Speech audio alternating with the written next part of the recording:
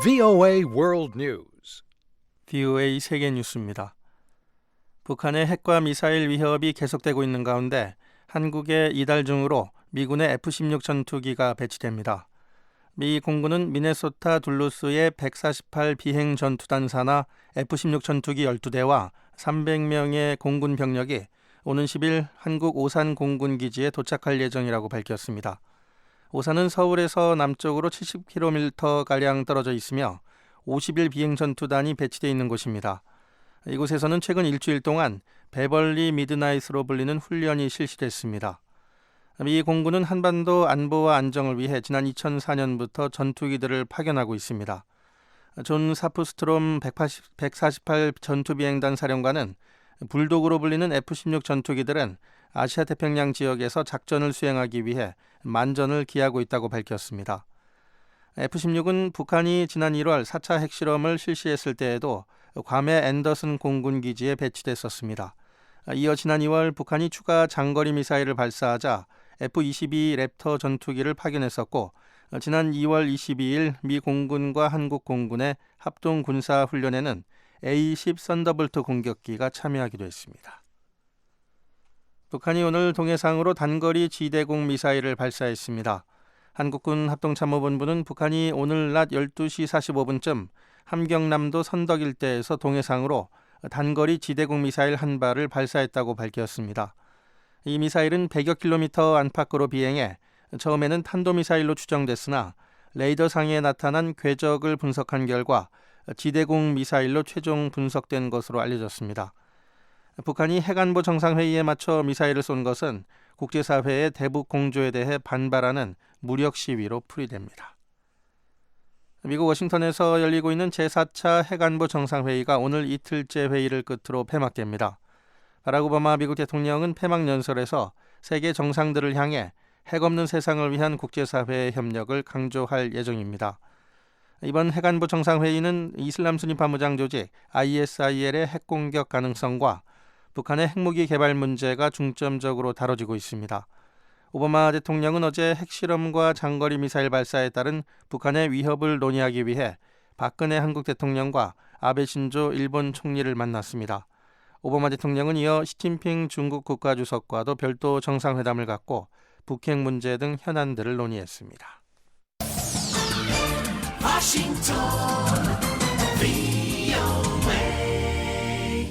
지금 여러분께서는 VOA 세계뉴스 듣고 계십니다.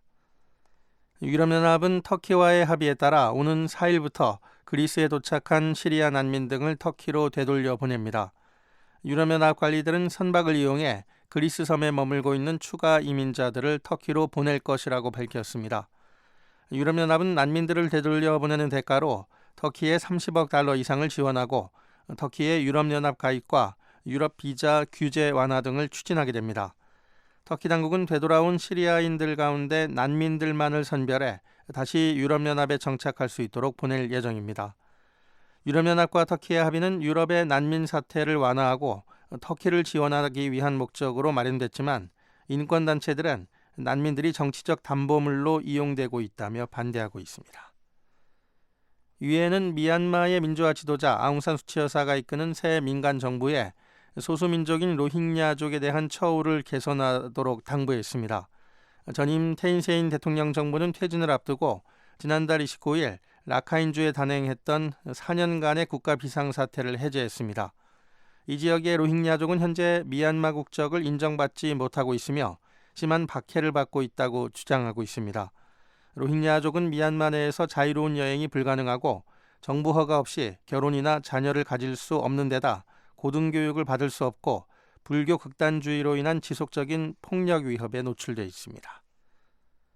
인도 경찰은 고가도로 붕괴 사고와 관련해 건축업체 관리 5명을 체포했다고 밝혔습니다.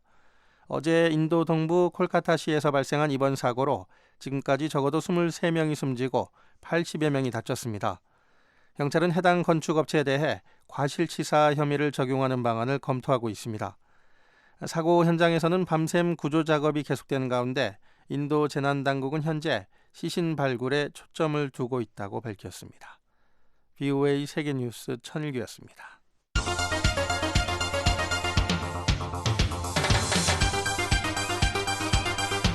VOA News Today.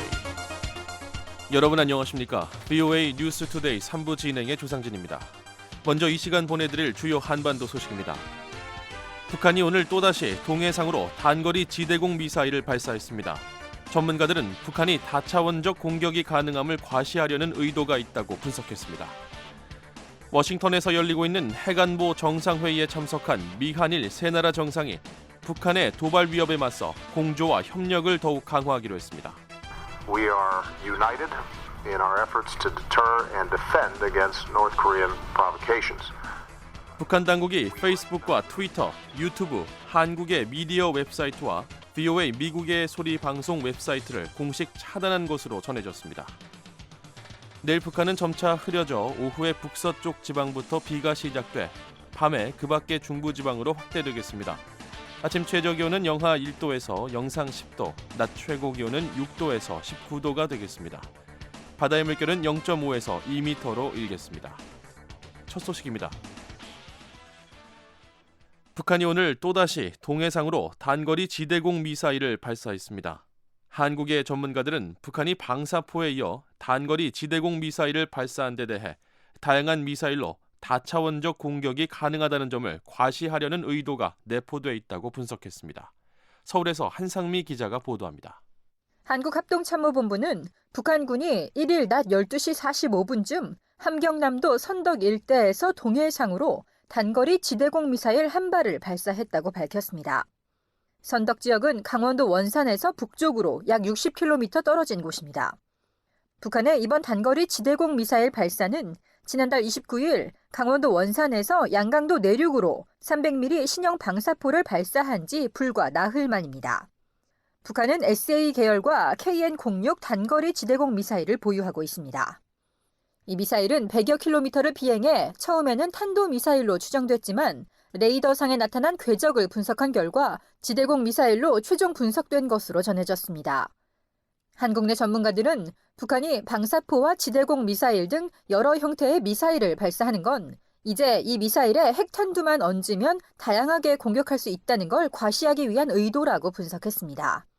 한국의 국책연구기관인 통일연구원 정영태 연구위원의 설명입니다. 그렇기 때문에 단거리, 중거리, 장거리까지도 갈 수가 있고, 그 다음에 이제 대상도 바다 쪽으로 쏠 수도 있고, 그 다음에 공중을 향해서도 쏠 수도 있고, 또 지대지로 쏠 수도 있고, 전방위의 포 공격, 미사일 공격 이것이 가능하다고 하면서 이제 우리를 위협한다 이래 보면 됩니다. 한국의 국책연구기관인 국방연구원 이호령 박사는 북한이 김정은 체제 들어 장사포 능력을 계속 향상시키고 있다면서 한국군의 방어체계 집중에 맞춰 방어 능력을 무력화시키는 정책을 고수하는 것으로 보인다고 설명했습니다. 종류별로 모든 능력을 다 타격할 수 있다라는 점을 이제 보여주려고 하는 것 같아요. 그러니까 미사일 어느 한 종류만 집중해서 개발하는 게 아니라 자기네들이 갖고 있는 거를 다차원적으로 지금 다 능력이 이렇게 향상됐다라는 걸 보여주고자 하는 거라고 보겠습니다. 이 박사는 아울러 북한이 지대공 미사일을 발사했다는 건 우세한 한국 공군 전투력에 대항하겠다는 뜻도 있을 것이라고 분석했습니다. 아울러 북한이 지난달 31일 미국 워싱턴에서 열린 해관보 정상회의에 맞춰 미사일을 발사한 건 국제사회의 대북 제재에 대한 무력 시위라는 분석도 나왔습니다. 동국대학교 북한학과 김용현 교수의 설명입니다. 해관보 정상회의가 개최되고 있는 시점, 특히 한국, 미국, 중국, 일본 주요 정상들의 회담이 진행되고 있는 시점에서 북한의 자신들의 입장을 표현하는 그런 차원에서의 발사라고 볼 수 있겠습니다. 이번 해관보 정상회의에서 미국과 한국, 중국, 일본 정상들은 유엔 안보리 대북 제재 결의 이행과 대북 공조 방침을 재확인하고 북한의 추가 도발 가능성에 대해 강력한 경고 메시지를 보냈습니다. 이로써 올해 들어 북한의 발사체 발사는 이번 단거리 지대공 미사일 발사를 포함해 모두 6차례, 총 17발에 이릅니다. 한국 합참은 관련 동향을 면밀히 추적 감시하면서 만반의 대비 태세를 유지하고 있다고 밝혔습니다. 서울에서 VOA 뉴스 한상미입니다. 워싱턴에서 열리고 있는 해관보 정상회의에 참석한 미국과 한국, 일본 세 나라 정상이 북한의 도발 위협에 맞서 공조와 협력을 더욱 강화해 나가기로 했습니다. 또 북한 주민들이 인간다운 삶을 살 수 있도록 인권 개선 노력도 강화하기로 했습니다. 김영권 기자가 보도합니다. 바락 오바마 미국 대통령과 박근혜 한국 대통령, 아베 신조 일본 총리가 31일 핵안보 정상회의가 열리는 워싱턴 컨벤션 센터에서 별도로 3국 정상회의를 가진 뒤 언론 발표회를 열었습니다. 오바마 대통령은 이 자리에서 세 정상이 북한의 도발을 억제하고 방어하는 노력에 단합되어 있다고 강조했습니다. We are united in our efforts to deter and defend against North Korean provocations. 오바마 대통령은 미한일 세 나라의 안보는 서로 연결되어 있다며 북한 정권의 도전에 함께 맞서 나갈 것이라고 말했습니다. 또 미한일 3국 협력이 북한의 위협과 핵활동에 따른 잠재적인 확산을 억제하고 동북아시아의 평화와 안정을 유지하는 핵심이라며 세 나라의 공조를 거듭 강조했습니다. 오바마 대통령은 이어 모든 국제사회가 유엔 안보리의 강력한 대북 제재를 적극 이행해야 북한의 핵활동과 탄도미사일을 억제할 수 있다는데 세 정상이 뜻을 같이 했다고도 말했습니다. And we also recognize that it is important to the entire international community to vigilantly enforce. 또 세 정상이 앞으로 수주에서 몇 달 동안 한반도의 비핵화, 영내 평화와 안정 회복을 고취하기 위해 어떤 단합된 조치를 취할 것인지에 대해서도 논의했다고 밝혔습니다. 오바마 대통령은 그러면서 이런 노력들이 북한 주민들의 인권과 민생 개선으로 이어지길 바란다는 희망도 나타냈습니다. Hopefully promoting the kind of opportunities and prosperity for North Korea. 세 나라의 비핵화와 평화 안정 노력이 북한에서 인권 침해 때문에 극심한 고통을 겪고 있는 북한 주민들에게 기회와 번영을 촉진할 수 있길 바란다는 겁니다.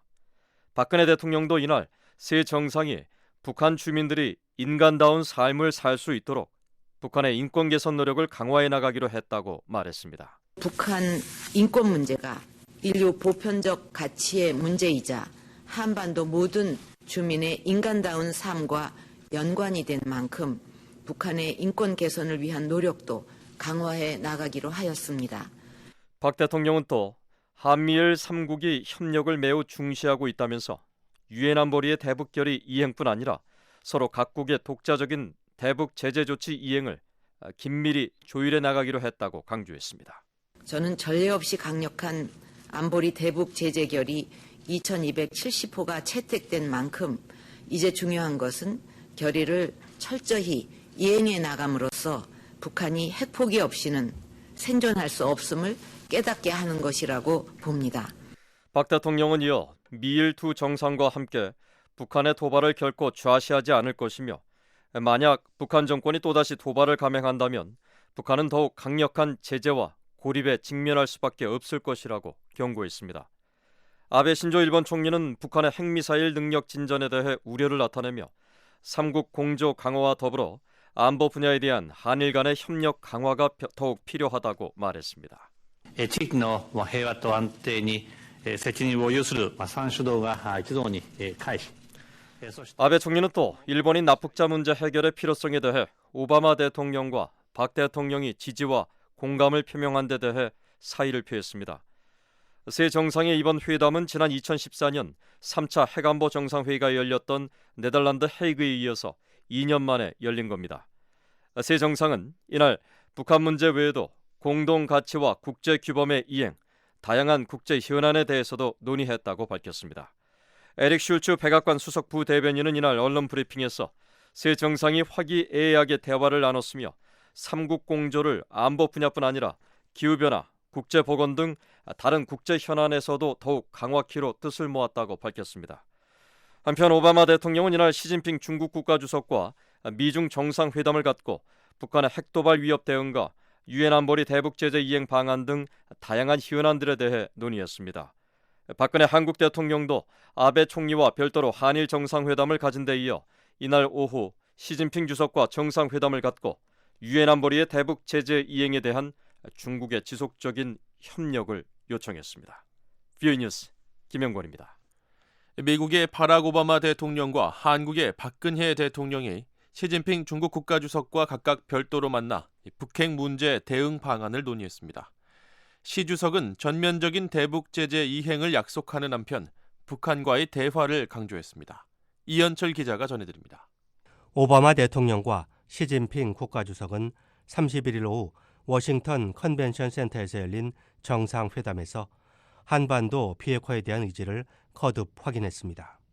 오바마 대통령은 회담에 앞선 모두 발언에서 자신과 시 주석은 한반도 비핵화를 이루겠다는 확고한 의지를 갖고 있다고 말했습니다. So we're going to discuss how we can discourage action like nuclear and missile tests that escalate tensions and violence. 오바마 대통령은 영내 긴장을 고조시키고 국제 의무를 위반하는 북한의 핵미사일 시험 등 도발적 행동을 어떻게 저지할 수 있을지에 대해 시 주석과 논의할 것이라고 말했습니다.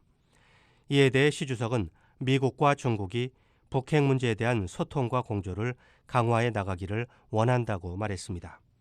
중국 관영 신화통신은 시 주석이 이날 회담에서 모든 관련국들이 유엔 대북 제재를 전면적으로 엄격하게 이행해야 한다는 점을 강조했다고 보도했습니다.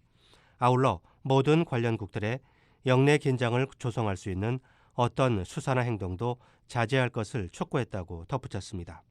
시 주석은 특히 오바마 대통령에게 한반도 비핵화 실현과 한반도의 평화와 안정 유지, 대화와 협상을 통한 문제 해결에 대한 중국의 입장이 확고하다는 점을 강조했다고 신화통신은 전했습니다.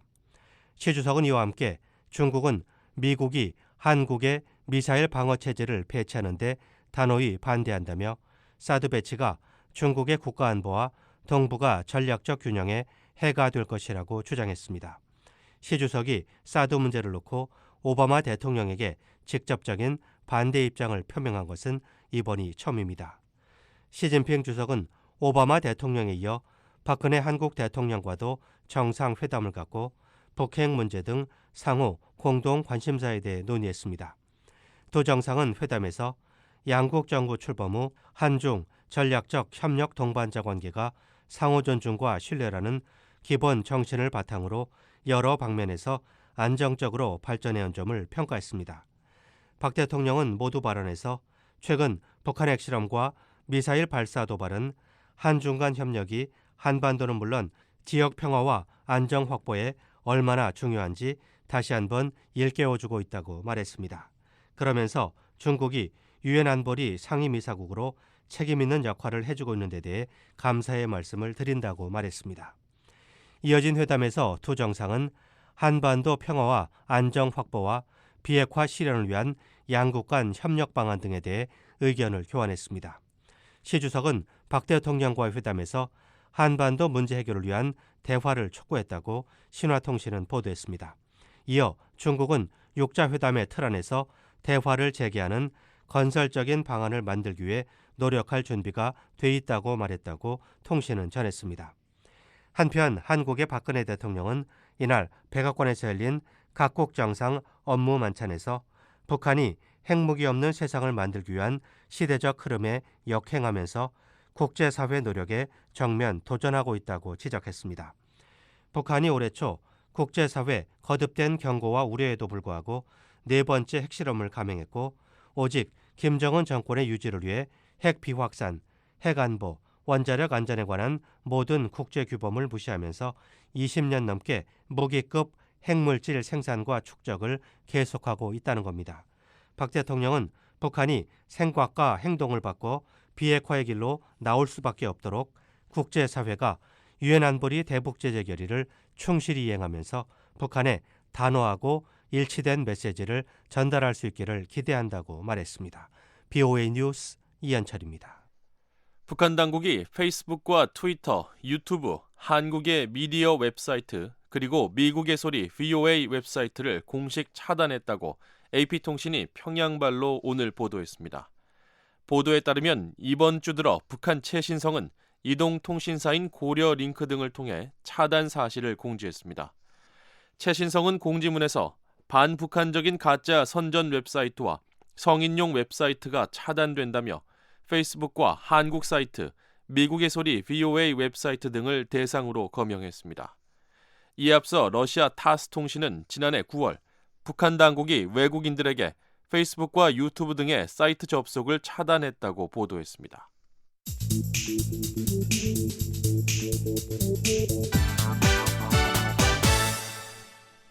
북한이 한 달 전부터 한국을 향해 인공위성 위치 정보, 즉 GPS 교란 전파를 쏘고 있습니다. 한국 정부는 한국 사회의 불안감을 조장하려는 도발 행위라며 즉각 중단할 것을 촉구했습니다. 서울에서 김환용 기자의 보도입니다. 한국 정부는 북한이 지난달부터 한국의 수도권 일대로 인공위성 위치 정보, 즉 GPS 교란 전파를 발사하는 정황을 포착했다고 밝혔습니다. 특히 지난달 31일엔 교란 전파의 출력을 최대로 높여 시험 수준을 넘어 사실상 GPS 교란 공격을 감행한 것으로 분석했습니다. 한국 정부는 이 같은 행위를 도발로 규정하고 즉각 중단하라고 촉구했습니다. 정준희 통일부 대변인입니다. GPS 교란 행위 자체가 도발입니다. 북한은 이런 도발 행위를 즉각 중단하고 보다 남북의 발전과 북한 자신을 위해서 도움이 되는 행동을 해주시길 바랍니다. 한국 국방부도 대북 경고 성명을 내고 북한의 GPS 교란 행위가 정전협정과 국제전기통신연합 규정 등을 위반한 도발 행위라고 규탄하면서 북한이 GPS 공격을 계속한다면 응분의 대가를 치르게 하겠다고 경고했습니다. 국방부는 북한이 GPS 교란 전파를 쏘는 장소로 북방 한계선 북방의 해주와 연안, 평강 그리고 금강 등 4곳으로 파악했습니다. 문상균 국방부 대변인은 VOA와의 전화통화에서 현재까지 북한의 전파 교란으로 군시설 피해나 작전상 제한 사항이 생긴 것은 없다고 밝혔습니다. 하지만 동해와 서해에서 조업하는 한국 측 어선과 여객선, 상선 등은 북한의 GPS 전파 교란으로 운항에 어려움을 겪었습니다. 해양수산부 등에 따르면 서해 연평도와 동해 속초 그리고 주문진 인근 해역에서 1일 오전까지 선박 280여 척의 항해 장치가 오작동을 일으켰습니다. 직접적인 선박 피해는 없었지만 상당수 어선들이 조업을 일시 중단하거나 일찍 귀향하기도 했습니다. 문상균 국방부 대변인은 미한연합훈련 기간 동안 북한의 다양한 도발을 예상했고 GPS 교란도 예상한 도발 유형 가운데 하나였다며 한국 사회에 긴장을 조성하려는 의도로 보인다고 말했습니다. 고려대 아세아문제연구소 남광규 교수는 북한의 이런 도발이 당분간 지속될 것으로 내다봤습니다. 북한의 그런 GPS 교란이 한국 사회에 미치는 그 심리적 불안감 이런 부분들이 있기 때문에 사실 저비용으로 또 효과적으로 북한이 좀 사회를 좀 교란시킬 수 있는 그런 그 수단으로서 GPS 교란이 북한 입장에서는 유용할 수가 있죠. 한국국책연구기관인 국방연구원 부형욱 박사는 워싱턴 핵안보정상회의와 미한연합훈련이 진행 중인 가운데 북한이 저강도 도발을 통해 국제사회의 압박에 반발하고 있다고 분석했습니다. 군사적인 부분에 오히려 타격을 주려는 그런 의도가 있는 것으로 보여지는데, 왜냐하면 많은 그 정밀 타격 자산들이 GPS로 유도되는 타격 자산들이 많기 때문에 아주 저렴한 비용으로 이러한 그 첨단 정밀 타격 무기를 무력화할 수 있다는 것을 보여주는 그런 신호라고 보여집니다. 한국 군 당국은 북한이 현재 차량 형태의 10여 종의 GPS 교란 장비를 보유하고 있는 것으로 파악하고 있습니다. 문상균 국방부 대변인은 특히 북한의 GPS 전파 교란 가능 거리가 100km 이상으로 확장된 것으로 분석된다고 말했습니다. 북한이 군사분계선에서 가까운 해주에서 교란 전파를 쏠 경우 서울과 수도권까지 영향권에 들어간다는 설명입니다. 한국군은 북한의 교란 행위에 맞서 군 GPS 전파 교란반을 편성해 대응 전파 발사와 피해 예방 조치 등에 나섰습니다. 하지만 GPS 교란 전파를 원천 차단하는 장비는 아직 개발되지 않은 상태입니다. 한국군은 이에 따라 교란 전파 차단 기술인 항재민 기술을 개발 중이고 장기적으로는 2022년까지 전력화하는 5기의 군사 위성을 통해 독자적인 GPS를 갖는 방안도 검토 중인 것으로 전해졌습니다. 북한은 지난 2010년 8월과 2011년 3월 그리고 2012년 5월에도 교란 전파를 한국 쪽으로 발사해 일부 군 장비와 민간 항공기 등의 일시적인 수신 장애를 일으켰습니다. 서울에서 VOA 뉴스 김환용입니다. 유엔 안보리 등 국제사회의 대북 제재가 북한 경제 핵심 부문인 식량과 에너지 수급에 미치는 영향은 단기적으로 크지 않을 것이라는 주장이 제기됐습니다. 다만 제재가 지속될 경우 2010년 이후 제한적이나마 개선돼 온 북한 경제가 다시 후퇴할 수 있다는 분석입니다. 서울에서 김은지 기자가 보도합니다. 한국의 전문가들은 이번 대북 제재 성패가 중국의 제재 강도와 지속 기간 그리고 북한 경제 내구성에 달려 있다고 보고 있습니다. 특히 북한 경제의 핵심 부문이자 주민 생존과 직결된 식량의 경우 대외 의존도가 낮다는 점에서 국제사회의 제재에 따른 영향이 다른 부문에 비해서는 크지 않을 것으로 분석하고 있습니다. 유엔 식량농업기구에 따르면 2014년 북한의 총 식량 공급량 가운데 자체 생산이 차지하는 비중은 90%가 넘습니다. 지난해 식량 생산량이 다소 줄긴 했지만 김정은 집권 이후 북한의 식량 생산량은 꾸준히 증가 추세를 보여왔습니다. 최근 몇 년간 국제사회로부터 곡물 수입이 감소했음에도 불구하고 시장의 쌀값이 안정세를 보인 것도 북한의 자체 식량 생산이 늘어난 데 따른 겁니다. 북한 농업 전문가인 권태진 GSNJ 인스티튜트 북한 동북아 연구원장입니다. 김정은 정권 들어오고 나서 농업 분야에 북한이 가지고 있는 제한된 자원이지만 자원을 거기다가 많이 배분을 한 거죠. 가뭄 같은 데 했을 적에 아주 주민들 총동원시켜가지고 인력 공급을 많이 한다든지 농자재 공급을 갖다 우선적으로 한다든지 그거는 주로 이제 수입을 통해서 많이 하는 거지만은 비료라든지 이런 연료라든지 이런 걸 갖다 우선적으로 다른 분야보다 농업 분야에 우선 배분한다든지 이런 것들이 이제 영향을 미친 거죠. 북한의 식량 생산이 늘어난 데는 자체 비료 증산이 영향을 미쳤다는 분석도 나옵니다. 한국의 산업연구원은 2011년 이후 북한의 비료 수입이 크게 줄었음에도 북한이 여전히 농업을 가장 강조하고 있다는 점을 감안하면 흥남비료연합기업소와 남은청년화학연합기업소 등 북한의 대형 화학설비의 비료 생산이 증가했을 가능성이 있다고 추정했습니다.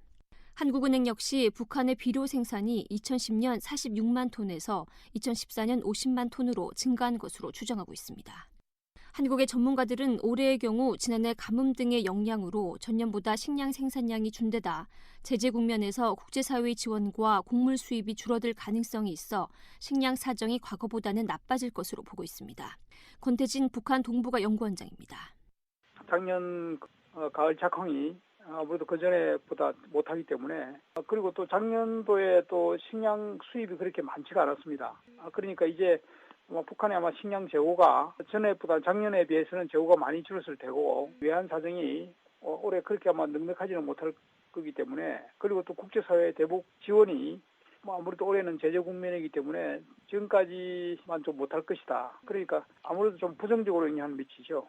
에너지 부문의 경우 이번 대북 제재에서 원유 공급 중단 조치가 빠짐에 따라 단기적으로는 제재에 따른 영향은 크지 않을 전망입니다.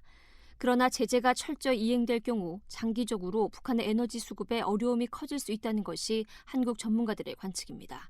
한국의 통계청에 따르면 2014년 북한의 석유 소비량은 한국의 0.7% 수준인 73만 TOE에 불과합니다.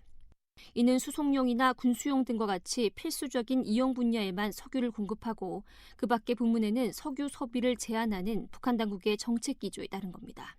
한국의 전문가들은 그러나 북한에서 비공식 경제가 활성화되면서 주민들의 구매력이 향상됨에 따라 각급 기관이나 기업소에 배급된 석유가 대량으로 시장에 불법 유출되거나 다양한 비공식 루트를 통해 시장으로 공급되고 있다고 지적합니다. 한국의 에너지경제연구원에 따르면 북한은 지난 2014년 공식 루트를 통해 53만 톤의 원유와 20만 톤의 석유 제품을 수입했습니다. 또 서해안과 동해안 내륙 국경 도시 등 비공식 루트를 통해서도 3에서 5만 톤가량의 석유를 수입했습니다. 따라서 이번 제재 조치로 북한에 대한 항공유 공급이 금지되면서 시장으로 불법 유출되던 항공유 공급이 줄고 북한의 화물 검색과 선박 대여 금지 조치로 중국의 선박을 이용해 불법 수입하던 석유가 차단됨으로써 북한 시장의 석유 공급 부족 현상이 심화될 수 있다고 한국의 전문가들은 지적합니다. 이는 공식 석유 공급 부문에서 비공식 시장으로의 불법적인 석유 유출 증가로 이어져 수송과 군수 부문의 기능 저하로 이어질 가능성이 있습니다. 한국에너지경제연구원의 김경술 선임연구위원입니다. 가장 타격이 심한 부분은 민수용이라고 일반 가정에서 쓰는 석유들 있잖아요. 항공유 유출이 없어져서 민수시장에 영향을 받고 또 나옥과 연유가 중단돼서 공급이 줄고 영향을 받게 돼서 석유 수급에는 제법 영향이 있을 거다 이렇게 보는 거예요. 석유 시장의 석유 가격이 높아지면 그 유출량이 더 늘어날 거라고. 더 늘어난다는 얘기는 뭐냐면 산업 부분이나 수송 부분이나 자기들이 써야 될 정도의 석유를 더 못 쓰게 돼서 산업 자체의 경쟁력이 영향을 받을 거다 이렇게 보는 거예요. 대북 제재로 인해 수출이 중단된 석탄이 내수로 전환될 경우 단기적으로는 북한 내 석탄 수급에 도움이 될 수 있지만 판매처가 많지 않은 데다 내수용 석탄 가격 하락에 따른 경영난 등으로 북한 내 석탄 산업이 위축될 가능성도 있습니다. 북한의 4차 핵실험 직후 중국 단둥을 방문하고 돌아온 경상대 정은희 교수입니다. 북한 주민들 같은 경우는 단기적으로 본다면 이거는 좋을 수 있어요. 왜냐하면 그동안 수출이 너무 증대해서 무연탄 가격이 폭등해서 북한 주민들이 비싸게 무연탄을 이제 구입할 수밖에 없었거든요. 무역이 증가하면서 외화거래 회사들이 굉장히 많이 늘어났어요. 근데 이런 외화거래 회사들이 수출길이 막히니까 노동자들 배급을 충분히 줄 수 없는 거예요. 그리고 식량도 이제 배급을 못 주고 있다. 이제 그런 얘기들이 나오고 있더라고요. 한국의 전문가들은 대북 제재가 지속될 경우 외화 부족으로 수입이 줄어 물자 부족과 그에 따른 물가 상승이 발생하는 등 북한 경제 전반에 상당한 타격을 줄 것으로 보고 있습니다. 한국산업연구원 이석기 선임연구위원입니다. 무역이 줄어들면 아무래도 북한 시장 경제가 위축이 되고 그러면 시장 경제하고 맞물려서 돌아가던 국인 기업들도 영향을 받고 해서 중국 정부 약속하는 수준의 제재가 2, 3년 지속되면 북한 경제는 상당한 타격을 받고 그 타격이 결국은 주민 생활, 그중에서 어떤 상대적으로 지위가 낮은 주민들의 영향을 갈 거라고 생각하고 그래서 북한 경제가 외연적으로는 무너지질 않겠지만은 2010년대에 어떤 경제 성장률이 마이너스로 떨어질 가능성도 있고. 이영훈 SK 경영경제연구소 수석연구원은 제재 국면에서 시장의 불안이 확산되면서 사재기 등으로 인해 식량 가격이 오를 수 있다며 중국 정부가 제재를 강력히 이행할 경우 2010년 이전 수준으로 북한 경제가 돌아갈 가능성이 있다고 말했습니다. 서울에서 뷰이 뉴스 김은지입니다. 북한 주민 10명 가운데 8명은 피임을 실천하고 있는 것으로 조사됐습니다. 주로 여성들이 자국 내 장치 시술을 받고 있는 것으로 나타났습니다. 김현진 기자가 보도합니다. UN 인구기금 UNFPA는 최근 VOA에 보낸 이메일에서 2014년 현재 북한 주민의 피임 실천율이 78.1%로 조사됐다고 밝혔습니다. 이 같은 수치는 지난 2010년 피임 실천율이 71.3%로 조사됐던 것에 비해 6.8%포인트 증가한 규모입니다. UN 인구기금은 지난 2014년 북한 중앙통계국과 공동으로 실시한 경제사회 인구보건조사에서 이같이 나타났다고 밝혔습니다. 당시 설문조사는 북한 11개 도내 13,000여 가구를 대상으로 실시됐으며 각 도에서 평균 1,250가구가 참여했습니다. 조사 결과 북한 주민의 74%는 피임 방법으로 여성들이 자국 내 피임 장치를 삽입하는 시술을 받는 것으로 나타났습니다. 흔히 루프로 불리는 자국 내 장치 IUD는 플라스틱이나 구리로 만든 작은 고리를 자궁 안에 삽입하는 피임법입니다. 자국 내 장치를 이용한 피임 실천율은 지난 2010년 61.5%에 비해 무려 12.5%포인트나 증가한 것입니다. 하지만 전문가들은 피임 실천율이 높아졌다고 해서 북한 여성들이 피임을 제대로 하고 있다고 볼 수는 없다고 말했습니다. 한국정부 산하 한국보건사회연구원 황남희 선임연구위원입니다. 북한은 그게 비싸고 수입품은 더 비싸고 해가지고 한 번 끼면 이틀 또 끼고 있거든요. 누적되는 거죠. 누적된 성격이 있는 거죠. 그러니까 74% 개념이지 정말 피임이다라고 설명할 수 없는 거거든요. 일반적으로 자국 내 장치를 2, 3년에 한 번씩 바꿔야 하는데 북한 여성들은 상황이 어렵다 보니 평생 교체하지 못해 피임을 하고 있는 여성 비율이 높게 나왔을 수 있다는 설명입니다. 탈북 여성으로 한국의 대북 매체에서 기자로 일하는 설송아 씨도 VOA에 북한 주민들은 일반적으로 많이 쓰이는 피임 도구인 콘돔이 무엇인지조차 모르고 있으며 많은 여성들이 암시장에서 불법 피임 시술을 받고 있다고 말했습니다. 난간술은 뭐 간부들이나 할까요? 콘돔이라는 이 말 자체를 잘 몰라요, 거기는. 이 말을 아는 사람이 북한 주민 지금 몇 명 있을까요? 다 암시장에서 피임한 거예요. 이건 50%는 아마 그렇게 됐고 아마 나머지 20, 30%는 지금 50대, 60대는 옛날 기존에 병원에서 피임했던 루프 했던 거 한 10년, 20년째 타고 있죠, 지금 다. 난관술은 북한에서 받기 매우 어렵고 콘돔도 구하기 어려워 대부분 여성들이 불법으로 자국 내 장치 삽입술을 받고 있다는 설명입니다.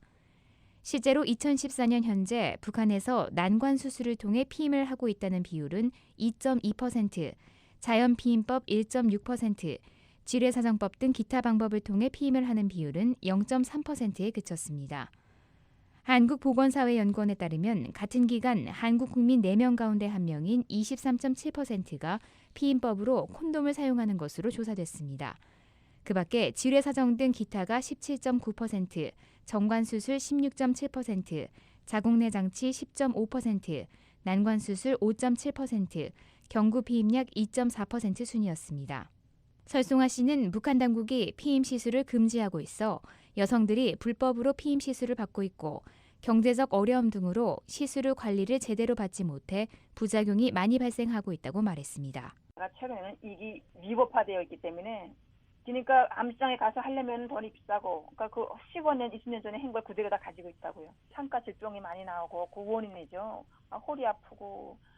설송아 씨는 이런 문제에도 불구하고 북한에서 성문화가 서구화, 자유화되고 있고 여성들은 아이를 많이 낳으려고 하지 않아 불법 피임 시술이 계속 증가하고 있다고 말했습니다.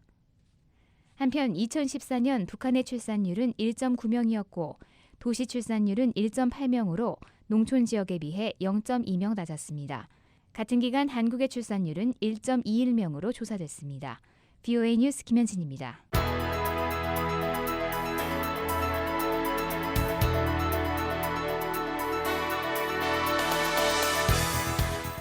세계 곳곳의 뉴스와 미국 뉴스를 정리해드리는 세계는 지금 시간입니다. 박영서 기자와 함께하겠습니다. 안녕하십니까? 네, 안녕하십니까? 네, 오늘은 어떤 소식들이 들어와 있습니까? 네, 워싱턴에서 열리는 제4차 핵 안보 정상회의가 이틀째를 맞고 있습니다. 이 소식 먼저 전해드리고요. 유럽연합과 터키가 예정대로 다음 주 월요일 4일 난민들을 터키로 송환한다는 소식과 미국 여자 축구 국가대표 선수들이 남녀 임금 차별에 항의하고 있다는 소식 차례로 전해드리겠습니다. 네. 자, 첫 소식부터 살펴볼 텐데요. 제4차 핵안보 정상회의가 지금 워싱턴에서 열리고 있죠? 예, 핵안보 정상회의는 전 세계의 핵물질을 감축하고 핵 테러를 방지하기 위해서 만들어진 안보 분야 최대 정상회의인데요. 바락 오바마 대통령의 제안으로 시작돼서 지난 2010년부터 2년마다 한 번씩 열리고 있습니다. 올해는 전 세계 52개 나라 정상급 인사들, 그리고 반기문 유엔 사무총장, 아마노 유키야 국제원자력기구 사무총장 등 4개 국제기구 수장이 참석하고 있습니다. 네. 이번 정상회의가 바락 오바마 대통령 재임 기간 중에 마지막에 열리는 회의가 되겠군요. 네, 이번이 4번째로 오바마 대통령이 주최하는 마지막 회의인데요. 이번 핵안보 정상회의에서는 이슬람 순위파 극단주의 무장단체인 ISIL의 핵 공격 가능성, 그리고 북한의 핵개발 문제가 중점적으로 다뤄지고 있습니다. 하지만 마지막 회의이기 때문에 특별히 핵안보 정상회의 출범 이후 그동안의 성과를 점검 또 평가도 할 것으로 알려졌습니다. 네. 이 핵안보 정상회의는 이번 4차 회의를 끝으로 앞으로는 실무 당국자들 간의 논의의 장으로 전환된 계획입니다. 네. 자, 정상회의 일정이 이제 어제와 오늘 이렇게 이틀간 진행되기 때문에 상당히 빡빡한 편인데요. 네. 어제는 정상회의와는 별도로 이 각국 정상들 간의 개별 회의가 주로 있었다고요? 예, 오바마 대통령은 어제 한국과 일본, 중국 등 아시아 3개국 정상들과 별도 또는 다자회담을 계속 소화했는데요. 미한일 3개국 정상회담 후에는 워싱턴 컨벤션 센터에서 기자회견을 했습니다. 이 자리에서 오바마 대통령은 북한의 도발을 방어하고 물리치기 위해서 세 나라가 함께 단결하고 있다고 강조했고요. 또 세 나라는 각국의 안보가 서로 연결돼 있다는 걸 인식하고 있고 그래서 북한의 도전을 물리치기 위해서 함께 노력해야만 한다고 강조했습니다. 네. 이 또 북한 핵 활동과 관련해서 국제사회가 더 공조해야 한다 이런 점도 강조했죠? 맞습니다. 오바마 대통령은 국제사회가 유엔 안보리의 강력한 대북 제재를 적극적으로 이행하고 또 함께 공조해야 한다는데 이 3개국 정상이 의견을 같이 했다고 밝혔습니다. 이 자리에서 박근혜 한국 대통령은 북한이 또다시 도발을 감행한다면 북한은 더 강력한 제재와 고립에 직면할 수밖에 없다고 강조했고요. 아베 신조 일본 총리는 앞으로 세 나라의 안보 노력에 더 협력할 것을 다짐했습니다. 네. 자, 오바마 대통령이 이어서 이 시진핑 중국 국가주석과도 개별 정상회담을 가졌었죠? 예, 두 정상은 어제 오후에 회담을 했는데요. 이 공동 성명을 통해서 양국이 북핵 문제 대처와 관련해서 협력을 강화해 나간다는 입장을 재차 확인했고요. 또 국제사회 공동의 이익과 안보를 위해서 핵 안보를 증진하고 국제 비핵화를 지켜가기로 합의했다고 밝혔습니다. 네. 예, 시진핑 주석은 오바마 대통령과의 회담에 이어서 박근혜 한국 대통령과도 정상회담을 가졌습니다. 네. 자, 오바마 대통령은 원래 어제 이 아시아 3개국 정상 그리고 이 프랑스와 올랑드 프랑스 대통령과의 개별 정상회의만 예정이 돼 있는 것으로 최초에는 전해졌었는데 네. 그런데 당초 예정이 없었던 이 터키 정상과의 개별 정상회담이 이어졌군요. 네, 당초 오바마 대통령과 레첵 타입 에르도안 터키 대통령 간의 만남은 없을 거라고 미국 측이 밝혔었는데요. 하지만 이 두 정상이 이날 워싱턴 컨벤션 센터에서 짧게 면담을 했습니다. 앞서 이번 핵안보 정상회의에서 오바마 대통령과 에르도안 대통령 간의 정상회담이 없을 거라는 발표가 나오면서 이 양국 간의 냉기류가 흐르는 게 아니냐는 지적도 있었습니다. 예. 그 두 나라 간에 어떤 그 미묘한 입장 차이가 있었을까요? 예, 미국은 현재 이슬람 순위파 극단주의 무장 세력인 ISI를 격퇴하기 위해서 이 터키 남부의 온건한 쿠르드 분리주의 세력의 협력이 필요하다는 입장입니다. 그래서 이들에 대한 지원을 하고 있는데요. 하지만 터키는 이 쿠르드 반군을 테러 집단으로 보고 있습니다. 네. 자, 두 정상이 만남이 없을 것이라고 했었지만 일단은 만났습니다. 네. 어떤 이야기가 오고 갔을까요? 예, 백악관이 어제 이 두 정상이 터키의 안보를 위한 미국의 지속적인 지원, 그리고 테러 격퇴를 위한 양국의 노력을 다시 한번 확인했다고 발표했습니다. 오바마 대통령은 또 이날 터키에서 발생한 이 테러 공격과 관련해서 에르도안 대통령에게 애도를 전했다고 합니다. 네. 자, 오늘 정상회의 일정은 어떻게 진행될까요? 예, 오늘 오전에 바락 오바마 대통령과 P5+1, 그러니까 유엔 안보리 5개 상임 이사국과 미국, 영국, 중국, 러시아, 프랑스, 그리고 독일 정상 간의 다자회담이 워싱턴 컨벤션 센터에서 진행 중입니다. 예. 예, 이어서 오바마 대통령 주재로 전체 회의 개회식과 함께 본회의가 있고요. 낮에는 정체 정상들의 실무 오찬이 있습니다. 그리고 오후 늦게 제4차 핵 안보 정상회의 일정을 종료하면서 이 논의 결과를 담은 공동 선언문이 발표될 예정이고요. 그리고 나서 오바마 대통령이 따로 기자회견을 갖는 것으로 알려졌습니다. 네, 다음 소식 살펴보겠습니다. 유럽연합과 그리스가 예정대로 불법 난민을 터키로 돌려보내기로 했군요. 네, 유럽연합과 터키가 지난달 이 그리스로 유입된 불법 난민을 터키로 송환하기로 최종 합의했었는데요. 아흐메트 다부토올루 터키 총리가 어제 예정대로 다음 주 월요일부터 이 효력이 발생할 것이라고 밝혔습니다. 네, 이 유럽연합과 터키 간에 어떤 합의가 이루어졌습니까? 예, 지난달 말부터 그리스에 도착하는 모든 난민과 이주민들은 다 터키로 돌려보내기로 했는데요. 단 신변의 위협을 받아서 망명 신청 자격을 받은 난민은 제외되고요. 이 망명 신청이 거부되면 무조건 다 터키로 송환됩니다. 네. 자, 난민들이 터키로 몰려드는 이유는 뭘까요? 예, 바로 지정학적 이유 때문인데요. 정확히 말하면 난민들의 최종 목적지는 이 터키나 그리스가 아니라 서유럽입니다. 예. 예, 현재 중동과 북아프리카의 난민과 이주민이 가장 많이 유럽으로 향하는 통로가 이 터키에서 배를 타고 에게해를 건너 그리스로 간 후에 다시 서유럽으로 이동하는 건데요. 지난해 유럽으로 유입된 난민 100만 명 중에 상당수가 이런 방법으로 유럽으로 갔습니다. 하지만 안전치 못한 방법으로 바다를 건너다 희생자들도 많이 발생하고 있습니다. 네. 자, 터키가 이 난민들을 수용하는 대가로 유럽연합에 어떤 그 조건들을 요구했습니까? 예, 터키는 이들 난민을 다시 수용하는 조건으로 2018년까지 30억 유로, 미화로 약 33억 8천만 달러에 달하는 추가 지원금을 제공할 것과 또 터키와 유럽연합 회원국 간의 비자 면제 등을 요구했었는데요. 유럽연합이 이를 받아들이면서 전격적으로 타결됐었습니다. 네. 자, 그런데 그렇게 난민들을 받아들이게 되면 터키에 있는 난민들이 더 늘게 되는 것일 텐데 어떤 대책이 있는지 궁금하군요. 예, 아흐메트 다부토올루 총리가 어제 TV 연설에서 이 터키와 유럽의 합의로 터키에서 난민이 더 늘어나진 않는다고 밝혔습니다. 터키에 있는 일부 난민들을 유럽연합의 다른 국가로 보내기로 합의했기 때문이라는 건데요. 네. 예, 하지만 유럽연합이 받아들일 난민의 수가 제한돼 있기 때문에 실질적인 효과는 별로 없을 거라는 지적도 있습니다. 네. 자, 여기에 대해서 인권 단체들의 비판도 쭉 이어지지 않았습니까? 예, 일부 인권 단체들은 이 전쟁과 기근, 테러를 피해서 탈출한 사람들을 정치적인 저당물로 이용하는 거라면서 특별히 이 터키의 열악한 인권 상황을 들어서 난민 송환에 대해서 재검토를 요청하고 있는데요. 하지만 유럽연합과 터키는 이 불법 난민 송환이 난민들이 범죄 조직에 의해서 물건처럼 거래되는 걸 방지하는 데 목적이 있다고 주장하고 있고요. 예. 예, 또 터키는 송환되는 난민과 이민자들을 본국으로 되돌려 보내지 않는 것을 포함해서 이들을 국제법에 따라서 처리하겠다는 방침입니다.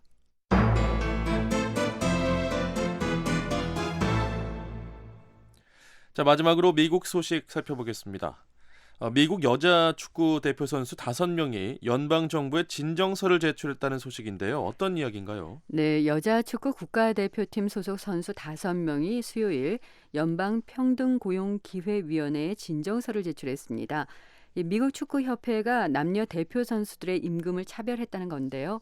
이 진정서를 낸 선수 가운데는 주장 칼리 로이드와 골키퍼 호프 솔로 등 스타 선수들이 포함됐는데요. 진정서에 서명한 선수는 5명 뿐이지만 선수단 전체를 대표한다고 합니다. 네. 자, 그러니까 여자 대표 선수들이 현재 남자 선수들보다 돈을 더 적게 받는다는 거죠? 맞습니다. 이 선수 측 변호사는 여자 선수들이 이런저런 명목으로 협회로부터 받는 돈이 남자 선수들의 40% 정도밖에 되지 않는다고 주장했습니다. 예. 예, 여자 대표팀 선수들은 미국 축구협회로부터 급여를 받는 직원이라고 할 수 있는데요. 일정한 연봉을 받고 경기 결과에 따라서 보너스, 그러니까 이 성과급이나 포상금을 따로 받습니다. 하지만 남자 선수들은 대표팀에 차출될 때만 보수를 받는데요. 그런데도 남자 선수들이 훨씬 많은 돈을 받는다고 합니다. 네. 그러니까 여자 선수들은 연봉의 형태에다가 또 보너스 형태로 또 받는 거고요. 네. 남자 선수들은 차출될 때마다 받는데 그럼에도 불구하고 절반이 안 되는 거죠. 예, 그렇습니다. 예. 자, 구체적으로 남녀 대표 선수들 간의 임금 격차 어느 정도나 될까 궁금한데요. 예. 예를 들어서 이 남자 선수들이 정상급 팀과 친선 경기에서 이기면 대략 17,000달러 성과급을 받는데요. 네. 저도 5,000달러를 받게 됩니다. 하지만 여자 선수들의 경우에는 이기면 1,350달러를 받고요. 지거나 비기는 경우에는 따로 돈을 받지 못한다고 합니다. 예. 그 원래 국가대표팀은 이 국제 경기에 나가서 좋은 성적을 거두면 별도로 이 거액의 포상금을 받지 않나요? 맞습니다. 그런데 바로 이런 분야에서도 이 남녀 팀별로 격차가 좀 있는데요. 가령 월드컵 축구 본선에 진출하면 남자팀 선수들은 1인당 76,000달러를 받는데요. 하지만 여자 선수들은 15,000달러밖에 받지 못합니다. 만일 월드컵에서 우승을 하면 남자팀 전체에 930만 달러가 나오는데요. 여자팀에는 180만 달러만 지급됩니다. 예. 격차가 좀 나는데 네. 사실 미국 여자 축구 대표팀 같은 경우에는 각종 국제 대회를 석권하는 세계 정상급 팀이기 때문에 남자 선수들보다 성적이 더 좋지 않나요? 그렇죠? 맞습니다. 미국 여자 축구 대표팀은 작년에 열린 여자 월드컵 대회에서 우승하는 등 여러 차례 이 월드컵 정상에 올랐고요. 이 올림픽에서도 꾸준하게 좋은 성적을 내는 세계 최강팀 가운데 하나입니다. 말씀하신 대로 사실 미국 남자 축구 대표팀보다 여자팀의 성적이 훨씬 좋습니다. 네. 한 나라를 대표하는 선수들이기 때문에 명예도 중요하지만 이 스포츠 선수이니까 이 수익도 굉장히 중요할 텐데요. 네, 이 역시 남자 대표팀에 못지 않다는 주장인데요. 이 직업 스포츠 선수의 경우 입장권의 판매가 계속 늘고 있고 경기 시청률도 높습니다. 실제로 지난해 미국이 5대2로 이긴 일본과의 월드컵 결승전의 경우 2,500만 명 이상이 시청하면서 미국 축구 중계 사상 최고 기록을 세우기도 했는데요. 그런데도 협회에서 나오는 돈에 큰 차이가 있는 게 여자 선수들에게 불만이라는 겁니다. 네. 자, 그런데 이 돈뿐만 아니라 다른 대우 면에서도 남녀 선수들 간의 차이가 있다는 주장이죠? 예, 비행기로 이동할 때도 남자 선수들은 이 비즈니스석에 앉는데요. 여자 선수들은 일반석에 앉습니다. 또 남자 선수들은 항상 잔디 구장에서 경기를 하는데요. 지난해 여자 월드컵 대회 같은 경우 이 부상을 입기가 쉬운 인조 잔디 구장에서 경기가 있었습니다. 네. 예, 여자 선수들은 이런 처우에 대해서도 큰 불만을 느끼고 있습니다. 예. 미국 축구협회 반응은 어떻습니까? 예, 미국 축구협회는 아직 진정서를 보지 못했다면서 자세한 언급은 회피했는데요. 하지만 선수들의 행동에 실망했다고 밝혔습니다. 미국 축구협회는 이 단체 교섭에 따른 선수들과의 이전 계약이 아직 유효하다는 입장인데요. 하지만 선수들은 이 계약이 2012년에 이미 만료됐다고 주장하고 있습니다. 네. 자, 오늘은 여기까지 듣겠습니다. 세계는 지금 박영석 기자와 함께했습니다.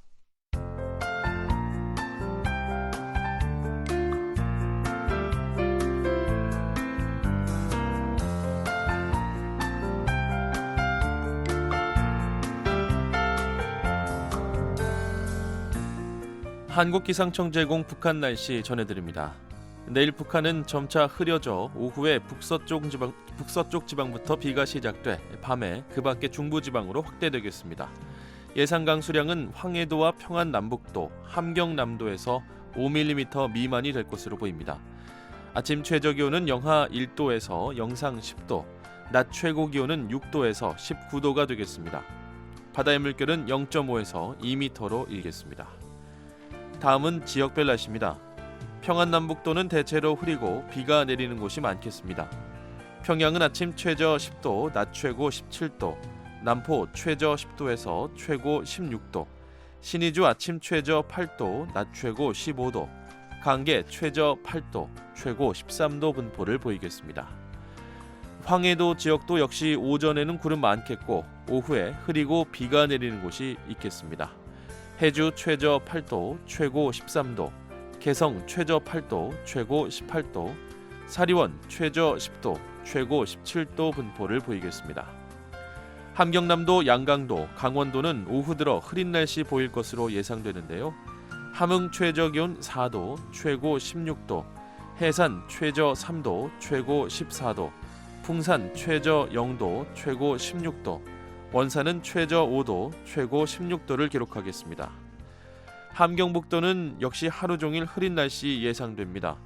청진 최저 기온 4도, 최고 8도, 선봉 최저 2도, 최고 7도, 성진 최저 5도, 최고 11도가 될 것으로 보입니다. 이어서 해상 날씨입니다. 동해는 구름 많이 끼겠습니다. 물결은 0.5에서 2m로 일겠습니다. 서해도 구름 많겠고 오후부터는 흐리고 비가 내리겠습니다. 물결은 0.5에서 1m 정도로 일겠습니다. 모레 날씨 살펴보겠습니다. 일요일은 모레는 대체로 흐리고 함경남도는 새벽 한때 비가 조금 오겠으며 낮에 북서쪽부터 점차 맑아지겠습니다. 아침 최저 기온은 영하 5도에서 영상 10도, 낮 최고 기온은 3도에서 15도가 되겠습니다. 바다의 물결은 0.5에서 2m로 일겠습니다. 한국기상청 제공 북한 날씨 전해드렸습니다. 뉴스투데이 3부 애청해주신 여러분 감사합니다. 지금까지 진행의 조상진이었습니다. 끝으로 세계 뉴스가 이어집니다. VOA World News. VOA 세계 뉴스입니다. 북한의 핵과 미사일 위협이 계속되고 있는 가운데 한국에 이달 중으로 미군의 F-16 전투기가 배치됩니다. 미 공군은 미네소타 둘루스의 148 비행전투단사나 F-16 전투기 12대와 300명의 공군 병력이 오는 10일 한국 오산 공군기지에 도착할 예정이라고 밝혔습니다. 오산은 서울에서 남쪽으로 70km가량 떨어져 있으며 50일 비행전투단이 배치되어 있는 곳입니다. 이곳에서는 최근 일주일간 베벌리 미드나잇으로 불리는 훈련이 실시됐습니다. 미 공군은 한반도 안보와 안정을 위해 지난 2004년부터 전투기들을 파견하고 있습니다. 존 사프스트롬 148 전투비행단 사령관은 불독으로 불리는 F-16 전투기들은 아시아 태평양 지역에서 작전을 수행하기 위해 만전을 기하고 있다고 밝혔습니다. F-16은 북한이 지난 1월 4차 핵실험을 실시했을 때에도 괌의 앤더슨 공군기지에 배치됐었습니다. 이어 지난 2월 북한이 추가 장거리 미사일을 발사하자 F-22 랩터 전투기를 파견했었고 지난 2월 22일 미 공군과 한국 공군의 합동 군사 훈련에는 A-10 썬더볼트 공격기가 참여하기도 했습니다. 북한이 오늘 동해상으로 단거리 지대공 미사일을 발사했습니다. 한국군 합동참모본부는 북한이 오늘 낮 12시 45분쯤 함경남도 선덕 일대에서 동해상으로 단거리 지대공 미사일 한 발을 발사했다고 밝혔습니다. 이 미사일은 100여 킬로미터 안팎으로 비행해 처음에는 탄도미사일로 추정됐으나 레이더상에 나타난 궤적을 분석한 결과 지대공 미사일로 최종 분석된 것으로 알려졌습니다. 북한이 해관보 정상회의에 맞춰 미사일을 쏜 것은 국제사회의 대북 공조에 대해 반발하는 무력 시위로 풀이됩니다. 미국 워싱턴에서 열리고 있는 제4차 해관보 정상회의가 오늘 이틀째 회의를 끝으로 폐막됩니다. 바락 오바마 미국 대통령은 폐막 연설에서 세계 정상들을 향해 핵 없는 세상을 위한 국제사회의 협력을 강조할 예정입니다. 이번 해관보 정상회의는 이슬람 순위파 무장 조직 ISIL의 핵공격 가능성과 북한의 핵무기 개발 문제가 중점적으로 다뤄지고 있습니다. 오바마 대통령은 어제 핵실험과 장거리 미사일 발사에 따른 북한의 위협을 논의하기 위해 박근혜 한국 대통령과 아베 신조 일본 총리를 만났습니다. 오바마 대통령은 이어 시진핑 중국 국가주석과도 별도 정상회담을 갖고 북핵 문제 등 현안들을 논의했습니다.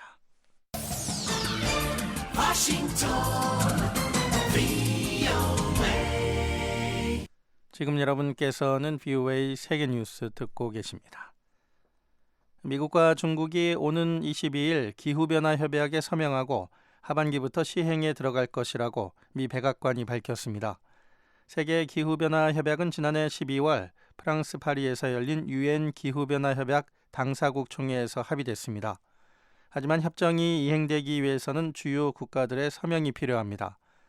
앞서 미국에서는 환경 규제 조치를 이행하기 위한 큰 걸림돌이 제거됐습니다. 지난 2월 미 대법원은 발전소들에 대한 오바마 대통령의 탄소 배출 규제에 대해 합헌 결정을 내렸습니다. 오바마 대통령은 탄소 배출량 삭감으로 기후변화 협정에 따른 미국의 약속 이행이 가능할 것으로 기대하고 있다고 백악관은 전했습니다. 유엔은 이번 협정 서명식에 각국 대표들을 초청했습니다. 유럽연합은 터키와의 합의에 따라 오는 4일부터 그리스에 도착한 시리아 난민 등을 터키로 되돌려 보냅니다. 유럽연합 관리들은 선박을 이용해 그리스 섬에 머물고 있는 추가 이민자들을 터키로 보낼 것이라고 밝혔습니다. 유럽연합은 난민들을 되돌려보내는 대가로 터키에 30억 달러 이상을 지원하고 터키의 유럽연합 가입과 유럽 비자 규제 완화 등을 추진하게 됩니다. 터키 당국은 되돌아온 시리아인들 가운데 난민들만을 선별해 다시 유럽연합에 정착할 수 있도록 보낼 예정입니다. 유엔은 미얀마의 민주화 지도자 아웅산 수치 여사가 이끄는 새 민간 정부에 소수민족인 로힝야족에 대한 처우를 개선하도록 당부했습니다. 전임 테인세인 대통령 정부는 퇴진을 앞두고 지난달 29일 라카인주에 단행됐던 4년간의 국가 비상사태를 해제했습니다.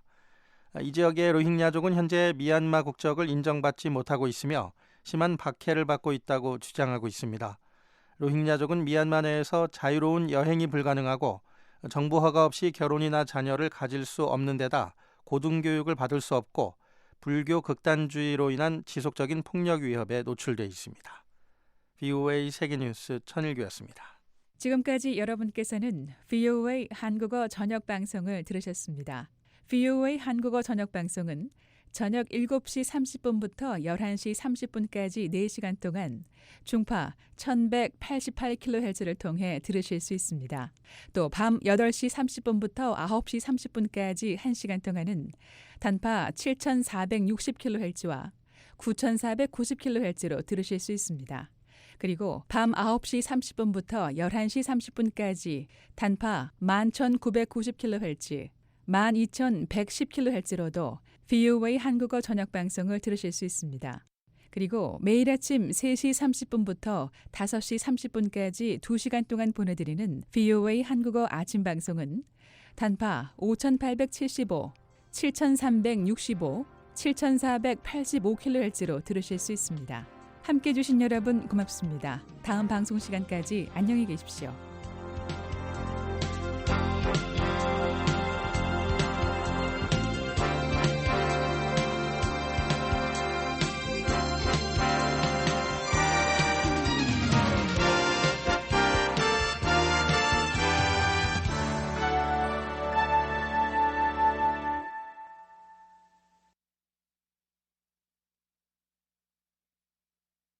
This program has come to you from the Voice of America, Washington.